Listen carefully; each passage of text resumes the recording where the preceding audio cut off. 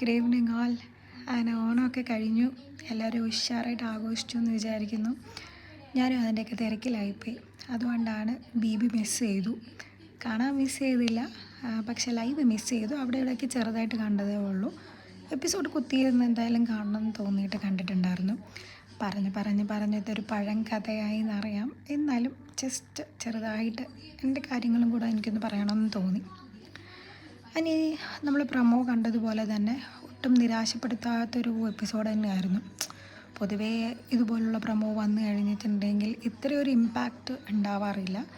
പക്ഷേ അതിൽ നിന്നും വളരെ വ്യത്യസ്തമായിട്ടുള്ളൊരു കാര്യം തന്നെയായിരുന്നു ഇന്നലെ സംഭവിച്ചത്. പക്ഷേ അതിനോട് എനിക്കൊരു ഒരിത് തോന്നിയില്ല എന്നുള്ളതാണ് സത്യം. കാരണം ഇതുപോലുള്ളൊരു ഗെയിം ഷോ അല്ലെ റിയാലിറ്റി ഷോയിൽ ഇത്തരം കാര്യങ്ങൾ നിങ്ങളത് കണ്ടോ, അല്ലെങ്കിൽ അത് ചെയ്തത് കൊണ്ട് കണ്ടോ? അതിന് ചോദിക്കേണ്ട ആവശ്യം ഉണ്ടായിരുന്നില്ല എന്നാണ് എനിക്ക് തോന്നിയത്.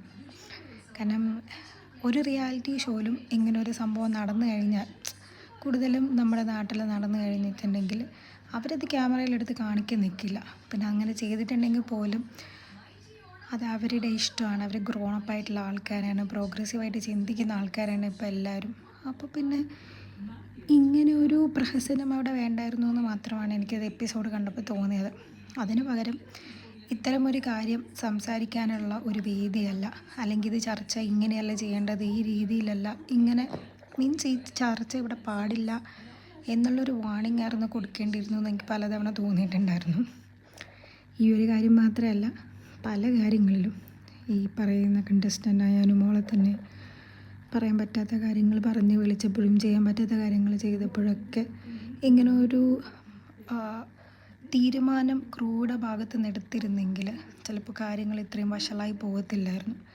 ഇതിപ്പം ഒരു മഹാനടൻ ഇത്തരം കാര്യം ഇങ്ങനൊരു വേദിയിൽ ഇങ്ങനെ വന്ന് ചോദിക്കുക എന്ന് പറയുന്നത് അതൊരു 100% ശരിയായിട്ടുള്ളൊരു കാര്യമല്ല എന്ന് തോന്നുന്ന ഒരു വിഭാഗത്തിൽപ്പെട്ട ഒരാളാണ് ഞാനും.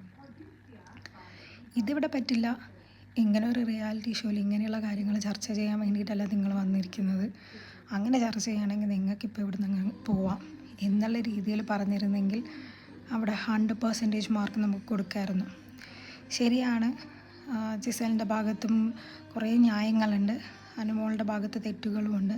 എന്നാൽ മറ്റുള്ള കാര്യങ്ങൾ അനുഭവങ്ങളുടെ ഭാഗത്ത് ന്യായങ്ങളുമുണ്ട്. അപ്പോൾ നമ്മൾ ആ രീതിയിലായിരുന്നു ഇതിനെ കാണേണ്ടിയിരുന്നത് എന്നാണ് എനിക്ക് തോന്നുന്നത്. അപ്പോൾ ഇത് പറയാൻ വേണ്ടി മാത്രമാണ് ഞാൻ വന്നത്. അപ്പോൾ ശരി, ഗുഡ് ഈവനിങ് ആണ്. ഞാനിപ്പോൾ ഉള്ള സ്ഥലത്ത് ഇതൊരു ഗുഡ് ഈവനിങ് ആണ്, അതുകൊണ്ടാണ് ഗുഡ് ഈവനിങ് പറഞ്ഞത്. അപ്പോൾ ബൈ.